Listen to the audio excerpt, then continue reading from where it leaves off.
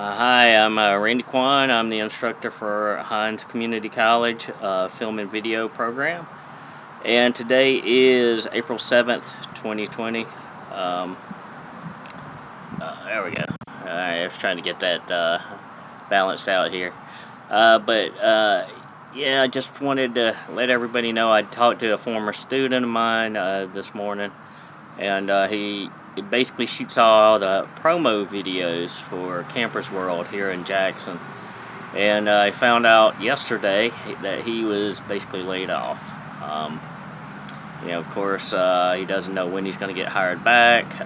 They're waiting to basically see what he's going to do. So it's essentially same same problem everybody else is in.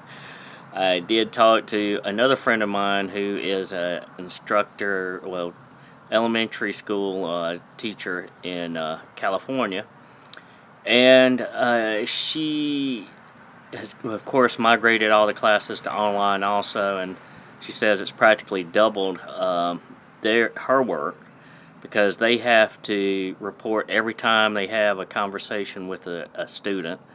They have to report it and document it and all that. So she says basically she's not getting home till or finishing up with her work. I'm sorry, because she's working from home, but she's not finishing her work until about 8 at night. So it's effectively doubled the amount of work she's had to do. Plus, because she was still on probation at the school she was working at, she's being laid off at the end of their semester, which is the end of June. So from that, she doesn't know what she's going to do. She has some contacts with some other people at other school systems, and maybe hitting them up to see if she could potentially get a job. And I know this was a friend of mine that had moved out from here to LA back in probably 88, 89. And so when she first moved out there, she bought a condo.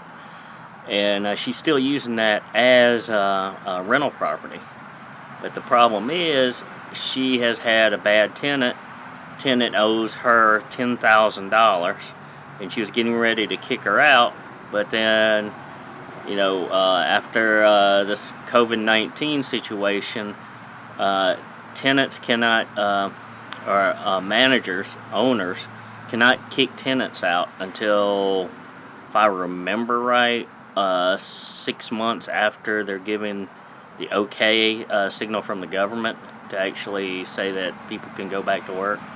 So my friend is out $10,000 initially, plus whatever the duration is for this, COVID-19 pandemic.